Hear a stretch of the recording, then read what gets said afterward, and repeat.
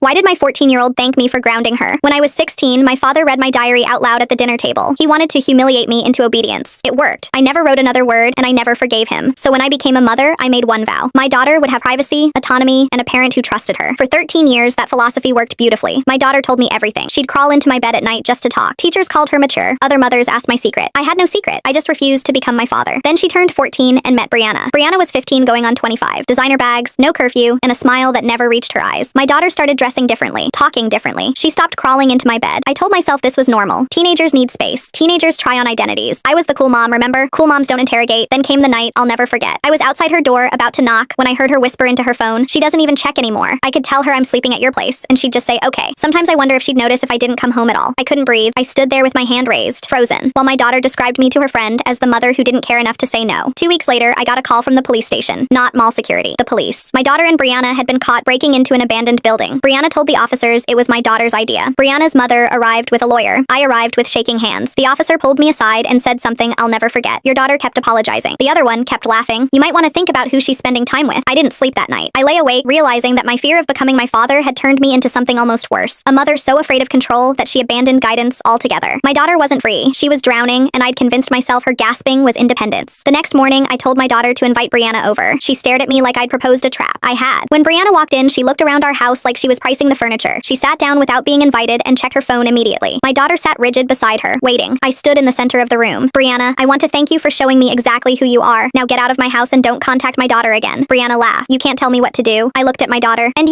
you're grounded for 1 month. No phone after 7, no unsupervised outings. You'll check in with me every hour when you leave this house, and you'll tell me exactly where you're going before you go." My daughter's eyes went wide. Brianna smirked and walked toward the door. "Good luck with your psycho, Mom." After the door closed, my daughter turned to me with tears streaming down her face. "Why are you doing this now?" I sat beside her and took her hands. "Because I heard you on the phone 2 weeks ago. I heard you say I don't care. And I realized that my silence wasn't freedom. It was abandonment dressed up as trust." She started sobbing. "I didn't mean it. Yes, you did. And you were right. But here's what's going to change. From now on, whenever you need an excuse to leave a situation that scares you, whenever you need a reason to say no to someone like Brianna, you tell them your mother won't allow it. You blame me." She looked up. "You want me to use you as an excuse? I want you to use me as a shield. That's what mothers are for. Not to control you. To protect you. Even from your own politeness." She collapsed into my arms. We stayed like that until dark. Now she has a curfew she asked for, boundaries she helped create, and a mother who finally understands that love without limits isn't freedom. It's loneliness with a better reputation.